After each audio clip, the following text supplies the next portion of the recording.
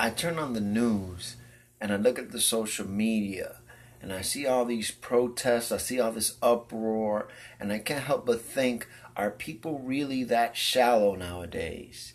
That they just look at things just on the surface and they can't just look a little deeper. Like they just take these big issues just at face value.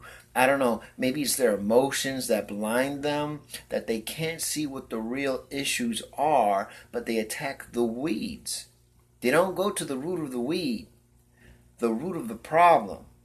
They go to the obvious weeds that are so easy to see, that are obvious to attack. But the things that you can't see, the roots of the weeds that are unseen, those they neglect. They look for someone or something to blame and point fingers and protest when they should really be pointing at themselves. They should be protesting themselves because the problem comes from within. The problem truly lies in how we as a society treat people. How do we teach our kids to treat people? How do we treat the outcast? What value do we put on human life? Do we care for our neighbor? You know, that person you always see alone at work or at school, that person who's so negative, so bitter, so hard to be around. What do you do?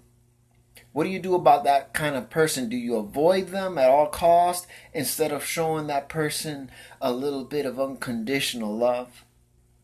Instead, we just abandon them and we let them slip deeper and deeper into their darkness until they reach their breaking point. People in society nowadays, young people who tell someone when they're mad, kill yourself. I don't know if you ever heard it, but these kids these days, they tell each other, yo, kill yourself. In other words, hey, your life has no value. No one will miss you. Kill yourself. But you know what? These days, people just don't want to kill themselves. They want to take a couple people with them. And guess who they're gonna come look for first? These people that spew this poison. We as a society need to stop blaming the government or the NRA or the law or whatever and start re-examining how we treat each other. Jesus once assured a man that to love thy neighbor as thyself was one of the greatest commandments. But willing to justify himself, the man asked Jesus, who is my neighbor? You can't pick and choose who your neighbor is because your neighbor is your neighbor. That's whom we should love, whomsoever you come in contact with, to love them as yourself.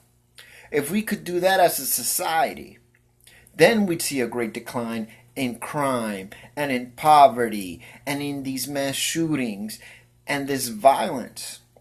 But no, let's go out and protest instead, because we want the world to change, but we don't want to change. We want to play the victim. Meanwhile, there's some kid out there right now contemplating because he feels alone. He feels unwanted. He feels angry. He's been taught that there is no God, that there is no life after death, and that he'll rest in peace when it's all over.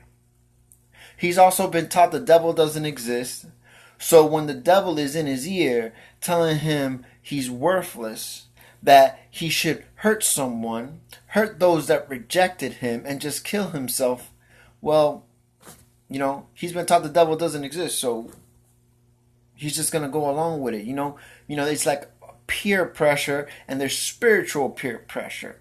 And there's people who are spiritually peer pressured, but they don't believe they're being peer pressured spiritually, so they just go along with it. They think it's the thoughts of their own mind. But the devil is planting seeds. The devil